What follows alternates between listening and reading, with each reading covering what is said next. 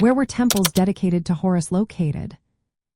Have you ever wondered where ancient Egyptians worshipped their falcon-headed god, Horus? Let's take a closer look at the fascinating locations of temples dedicated to him. Temples dedicated to Horus were primarily found in Egypt, with the most famous being the Temple of Horus at Edfu. This remarkable temple is located on the west bank of the Nile River in the city of Edfu, which is in Upper Egypt.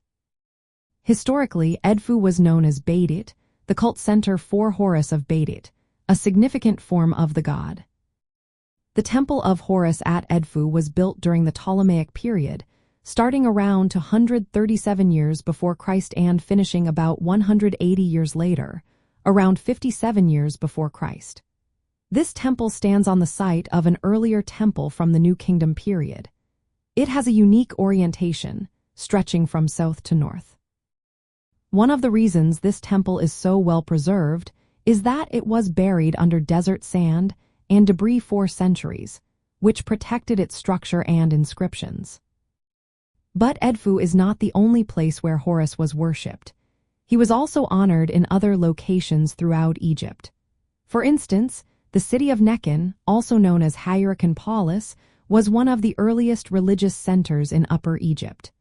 Here, Horus was revered as well, showcasing the god's importance across different regions. In addition to Edfu and Nekhen, temples dedicated to Horus could be found in various ancient Egyptian cities.